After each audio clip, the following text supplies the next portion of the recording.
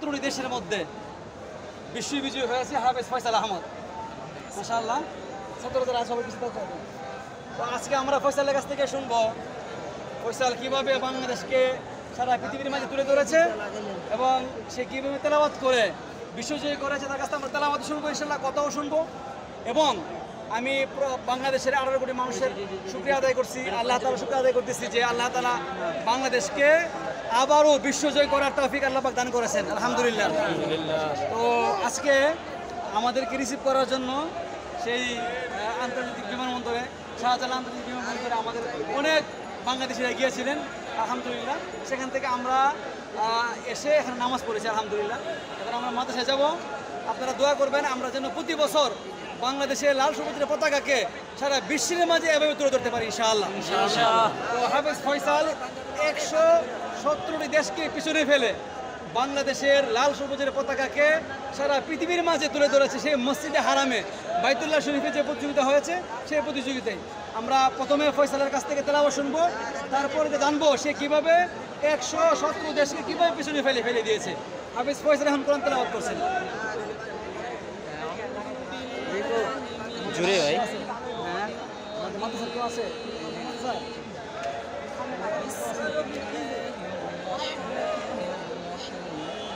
আমাদের মাদ্রাসার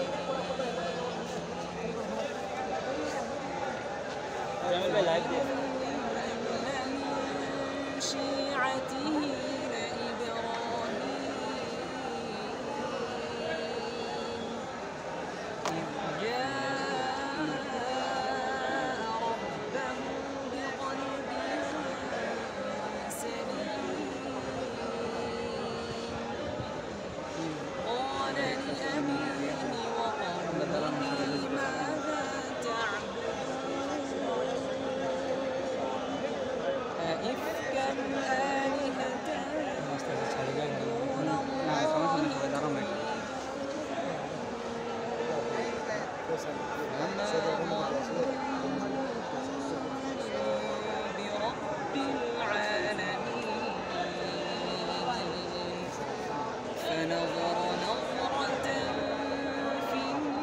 ভাই ছোট ভাই তুমি সরো।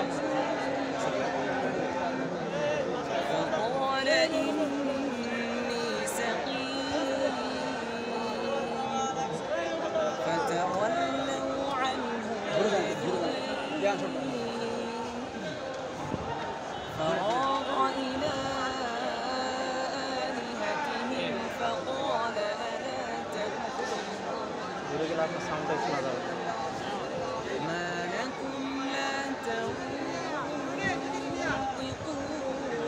মাশাআল্লাহ।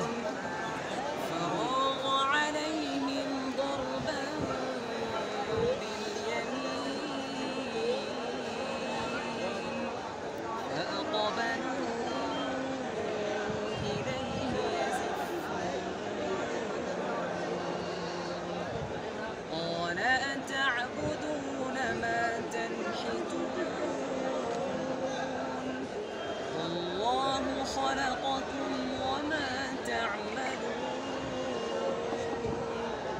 قالوا بنوا له بنيانا فألقوه في الجحيم فأرادوا به كيدا فجعلناهم الأسفلين وقال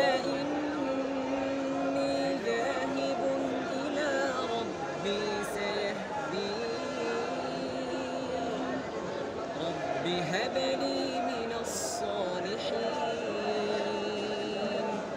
فبشرناه بغلام حليم صدق الله العظيم ما شاء الله ما شاء الله ما شاء الله না না না মাশাআল্লাহ। আমরা ফয়সালের তেলাওয়াত শুনেছি, আলহামদুলিল্লাহ। আমরা চাই প্রতি বছর যেন বাংলাদেশের হাফেজরা বারবার সারা বিশ্বের মধ্যে প্রথম হয়, ইনশাআল্লাহ ইনশাআল্লাহ। এর আগে একাধিকবার বাংলাদেশ প্রথম হয়েছে, আপনারা জানেন, আলহামদুলিল্লাহ। এবার বাংলাদেশের দুইজন প্রতিযোগী হাফেজ ফয়সাল এবং হাফেজ মুশফিক, আপনারা ইতিমধ্যে জেনেছেন হাফেজ ফয়সাল এবং হাফেজ মুশফিক দুজনেই আলহামদুলিল্লাহ মক্কাতুল মুকাররমা মসজিদে হারামের ভিতরে যে প্রতিযোগিতা হয়েছে সেখানে বিশ্ব বিজয়ী হয়েছে আলহামদুলিল্লাহ।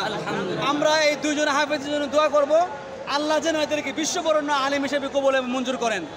আমরা যারা লাইভ দেখতেছি আমরা লাইভটি শেয়ার করে দেই, কারণ এরকম হাফেজদের তেলাওয়াত শুনে অনেক বাবা নিয়ত করে আমিও আমার ছেলেকে হাফেজ বানাবো, অনেক মা নিয়ত করে আমিও আমার ছেলেকে হাফেজ কোরআন বানাবো।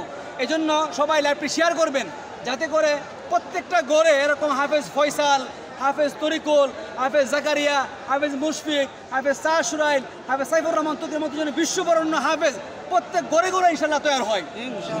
তো ইনশাল্লাহ আমরা এখন মাদ্রাসায় যাব, সবাই দোয়া করবেন এখানে ফয়সালের জন্য, সামনে যেন আমরা আরও বারবার বাংলাদেশের জন্য বিশ্বটি নিয়ে আসতে পারি ইনশাআল্লাহ। আপনি